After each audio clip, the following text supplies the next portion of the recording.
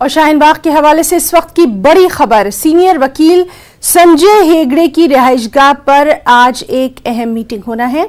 शाहीन बाग के मुजाहिरीन से बातचीत के उमूर पर तबादला ख्याल किया जाएगा और अदालत की तरफ से मुकर्रर करदा मुज़ाकरातकार इसमें शामिल होंगे। सुप्रीम कोर्ट ने 3 सीनियर वकीला को मुकर्रर किया है।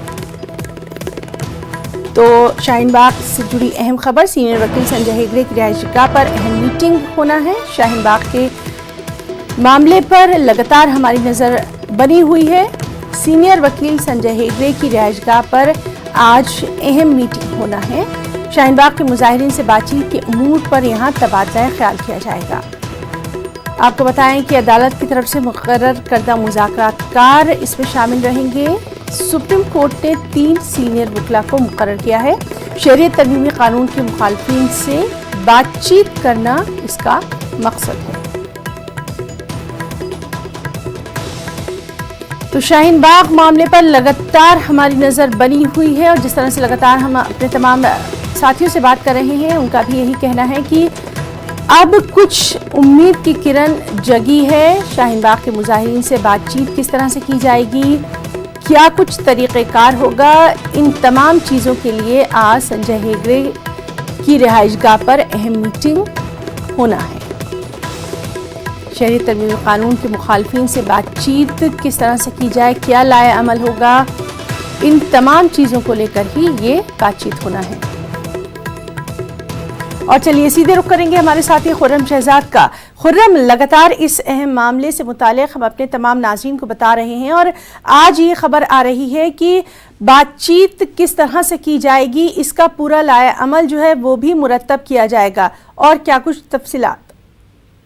देखिए हिना, इस पूरे मामले में जिस तरह से सुप्रीम कोर्ट ने 3 इंटरलोकेटर मुकर्रर किए थे, वजाहत हबीबुल्लाह, संजय हेगड़े और साधना रामचंद्रन को, तो ये हैं और इनको असिस्ट करने वाले लोग भी हैं, तो ये आपस में मीटिंग कर रहे हैं कि क्या फार्मूला इख्तियार किया जाए, किस तरह से बातचीत की शुरुआत की जाए, कितना बड़ा इलाका इफेक्टेड है, मुतासिर है। उसी तरीके से दिल्ली पुलिस के साथ भी कल इन लोगों की बातचीत हुई है, जिस तरह से जराये के हवाले से खबर आई है।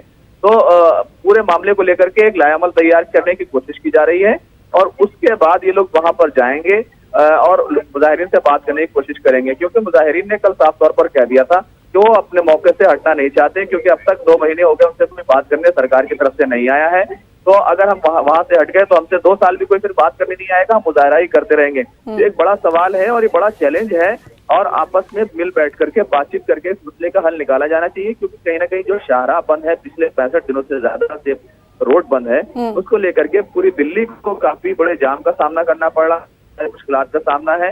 जरूरी सर्विसेज हैं उनमें भी दिक्कत पैदा हो रही है। हालांकि स्कूल बसों को और एम्बुलेंस वगैरह को जरूर वहां से जाने दिया जा रहा है, लेकिन कहीं ना कहीं रुकावट है और जाम की दिक्कत तो बनी हुई है। तो आज ये पूरे मामले को लेकर के एक फार्मूला बनाने की कोशिश की जाएगी और एक समन्वय बिठाने की कोशिश की जाएगी, खास तौर से क्योंकि अलग अलग से वजाहत हबीबुल्लाह से कल हमारी बात हुई थी, वो खुद कह रहे थे कि अभी उन्हें जिस तरह से इस पूरे मामले में जिम्मेदारी दी गई है, अभी वो तमाम ऑर्डर देखेंगे।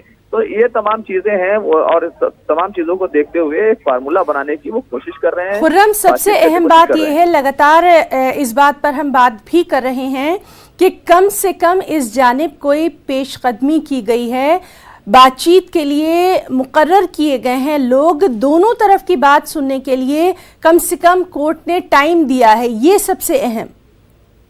देखिए, बहुत ही अहम पहलू है और देखना चाहिए कि इस पूरे मामले में जिस तरह सुप्रीम कोर्ट ने कहा कि बातचीत का जो रास्ता है, जिसको अब तक इख्तियार नहीं किया गया था, ना ही दिल्ली पुलिस की तरफ से, ना ही मरकजी हुकूमत की तरफ से और ना ही दिल्ली हुकूमत की तरफ से, कहीं से भी बातचीत की कोई शुरुआत नहीं हुई थी। हाँ, अलबत्ता सियासी बयानात, इश्तिहाल अंगेजी और इलेक्शन में इसको सियासी मुद्दा बनाने की कोशिश तो पूरे तौर से की गई, लेकिन बातचीत का जो पहलू था, जो मसला हल करने का पहलू था, उसमें कहीं ना कहीं खामी रह गई थी। उसको सुप्रीम कोर्ट ने आगे किया है और लोगों की जो परेशानी है, खासतौर से जो चलने का हक है और जो हक इज़हार राय है, अपनी हक के लिए आवाज उठाने का हक है, उस तमाम लोग चीजों को बरकरार रखते हुए इस मसले को हल करने की कोशिश। जी खुर्रम, तो बहुत बहुत शुक्रिया अदा करना चाहेंगे आपका तमाम तर अहम जानकारी के लिए, और लगातार इस खबर से जुड़ी तमाम तर जानकारियां हम अपने नाज़रीन तक पहुंचाते रहेंगे।